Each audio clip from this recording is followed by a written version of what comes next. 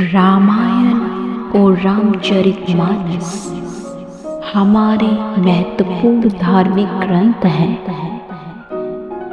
रामचरितमानस को तुलसीदास जी ने लिखा। उन्होंने भगवान श्री राम को ईश्वर मान करके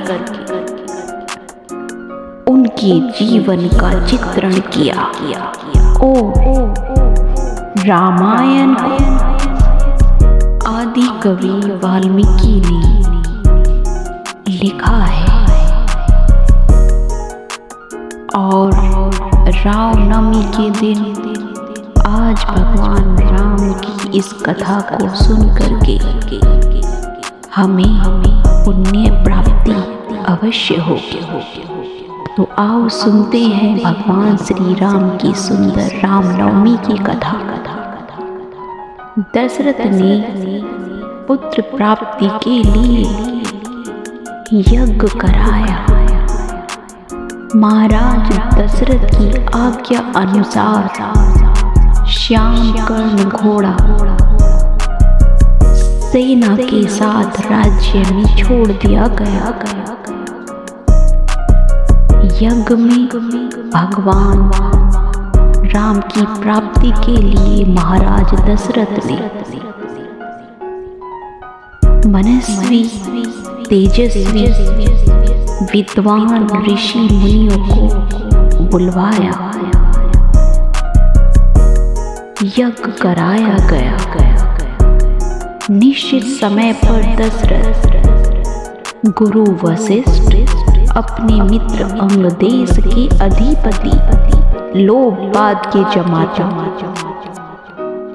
श्रंग ऋषि को लेकर यज्ञ मंडप में पधारे और इस प्रकार यज्ञ का विधिवत शुभ आरंभ किया गया। संपूर्ण वेदों की ऋचाओं के उच्च स्वर में पाठ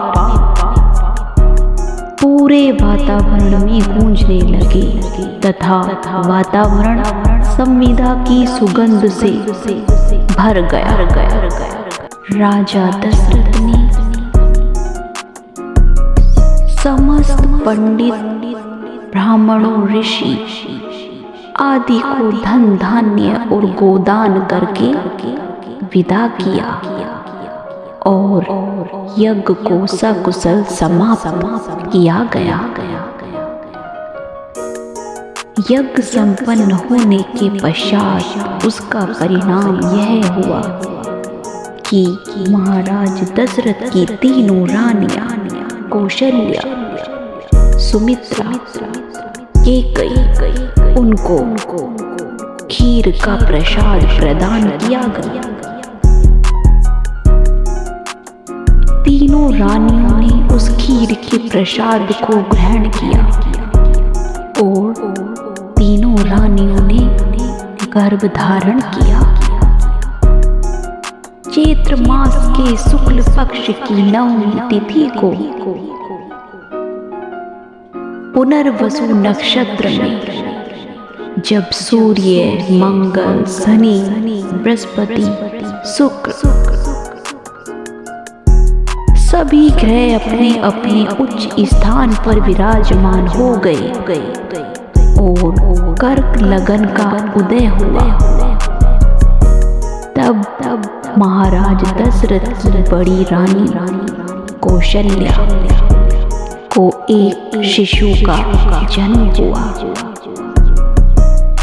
यह शिशु अति सुंदर नीले वर्ण वाला, चुंबकीय आकर्षण लिए हुए, तेजोमय, परम क्रांतिवान, अति सुंदर, जिसे देखते ही सभी लोग मंत्रमुग्ध हो जाते और आनंद का अनुभव करते। संपूर्ण राज्य दर्शन पाकर के जैसे पुण्य प्राप्त कर चुका होगा।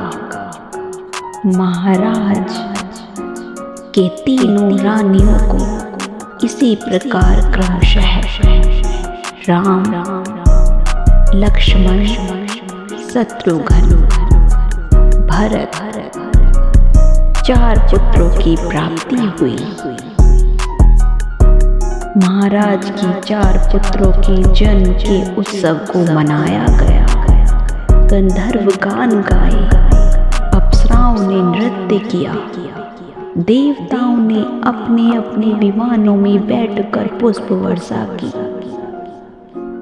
महाराज ने भी अपने उन्मुक्त हाथों से राजद्वार पर आए सभी भाट चारण आदि से पुत्रों को आशीर्वाद दिलवा करके उन्हें भरपूर दान दिया। ब्राह्मणों को, याचकों को, सभी को उन्मुक्त हाथों से महाराज दशरथ ने दान दिया। पुरस्कार में प्रजाजनों को धन धान्य दिया गया। दरबारियों को रत्न आभूषण प्रदान किए गए। इस प्रकार संपूर्ण राज्य में महोत्सव मनाया गया। इसके पश्चात चारों पुत्रों का सकुशल नामकरण कराया गया और पुत्रों के नाम राम, लक्ष्मण, भरत, शत्रुघ्न रखे गए। आयु के बढ़ते बढ़ते राम गुणों से फलीभूत होने लगे, लोकप्रिय होने लगे, उनमें विलक्षण प्रतिभाएं जागृत होने लगी। वो अपने सभी भाइयों में विलक्षण प्रतिभाएं रखते थे।